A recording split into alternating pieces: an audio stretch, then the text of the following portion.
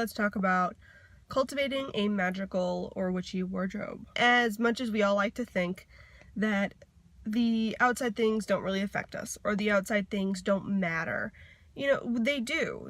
We bring them into our lives. We surround ourselves with things, the things that adorn our body. Like, we kind of need them to live in current society that we have established. You know, nudity is not really okay. So why not make that magical? And there are a lot of witches and Wiccans and pagans out there who use specific clothing in general to mark a magical shift in mindset. This is when they look at themselves and go, okay, no, the robe goes on and I am in full witchy attire. I am doing this and that is it. Other people go sky-clad or entirely naked, and they are clad by just the sky itself. And that is because they feel their body is inherently magical. And this is an idea I really do love. I love the idea of sky-clad. I love the idea of celebrating our natural bodies for exactly what they are, which is sacred, magical, full of power all by themselves. But also at the same time, like, I have to wear clothes when I go out, and I like the idea of cultivating a witchy wardrobe, of having everything in my closet be, you know, not too many things. I don't want to have like a whole new like overhaul of everything, but I've been slowly but surely been picking pieces that make me feel comfortable, relaxed, and magical and empowered all at the same time. And this is not necessarily a wrong thing or a shallow thing. If anything, it just puts me more in the magical mindset all the damn time. And with this, I want to also talk about the fact that, you know, you see a lot of the witch aesthetic, which is wearing black or lace or kind of like that eclectic-y boho-ish look, got really popular after American Horror Story, the New Orleans setting and all that. And yeah, that stuff's great, and that's something that definitely appeals to me too, but you don't have to just look like that, right?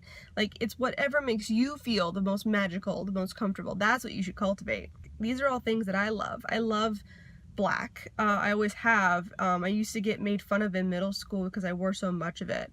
And then I switched off to something else, and then I just remember in high school wearing, and even like the beginning of college, just wearing a whole bunch of things that like didn't make me feel comfortable, they didn't make me feel like me, they didn't make me feel empowered or magical. And I struggled with that a lot until even in grad school, and then until very recently when I started actually getting rid of a bunch of things and going through my wardrobe and going, what do I actually like? And when I got rid of a bunch of it, I found out, yeah, you like black, you like gray.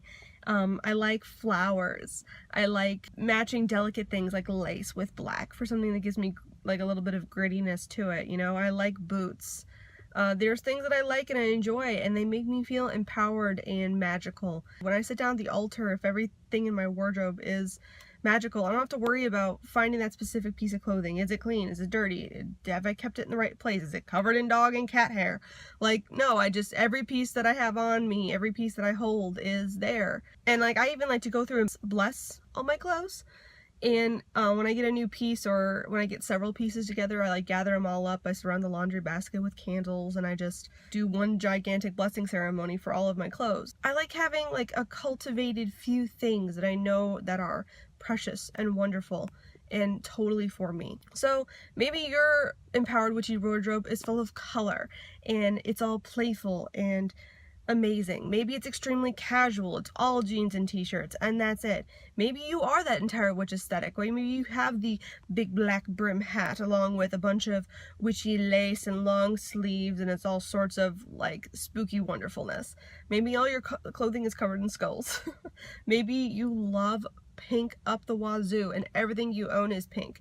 You know, find what it is that just makes you feel alive and happy, and when you put it on you just are like, yes, this feels like me. For everyone out there who thinks that an aesthetic or a lack of one or one at all makes you less or valid or not, like, no, how you present yourself is a person outwardly expressing what brings them joy, right? And just because someone might put more effort in your mind doesn't mean that it's not real, right? So like, maybe someone is dulled to the nines. That's them powered. That's them. That is the biggest expression of them, and that is authentic.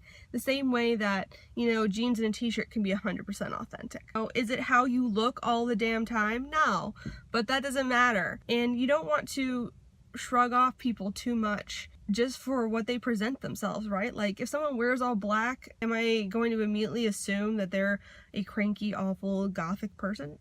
Who knows? Maybe they are, maybe they're not. Talk to them, get to know them. Same way, if I see someone entirely dull to the nines, I'm not going to assume that they're shallow and only care about their appearance. Like, where did that come from? Maybe they just they love their appearance, but also do a whole bunch of shit in the background. I've had to struggle a little bit with that. I do enjoy it. I enjoy cultivating a certain aesthetic. I enjoy cultivating a certain look and a certain way of presenting myself. I do it with tattoos.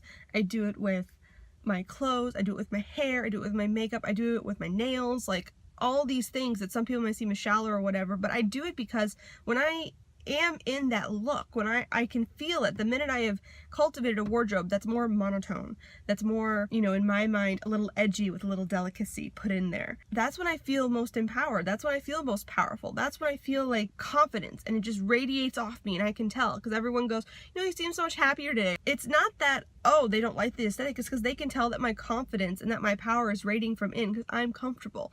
I feel empowered. So that's what you should do too for your wardrobe, for your witchiness and your outward presentation of it. If it makes you feel comfortable and it makes you feel happy and you're all about it, you go do it. So go rock your crazy jewelry, go and dress to the nines if that's what you feel like doing. Do your makeup up like full camera ready every day if that's what you want to do, or if you're just the girl or guy who likes to lay around in sweatpants and a t-shirt and you really don't give a damn past that, and that is what makes you comfortable and feel empowered, you do that too. That is what a witchy wardrobe is. That is what cultivating a magical persona and aesthetic is. It's all about finding what it works for you. What is it that empowers you? And do that over and over and over again. And you know, if someone makes the offhanded comment, if someone's like, you know, oh, well, they're not a real whatever because they put too much effort into it. They have that much effort in that, they should be putting it over here. No, ignore that.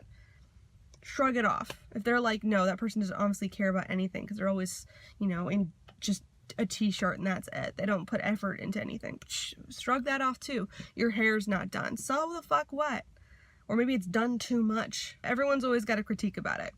Do you. Find out what's magical, cultivate it for you, and have a grand old time while you're doing it.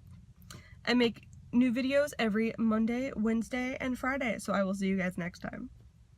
Bye.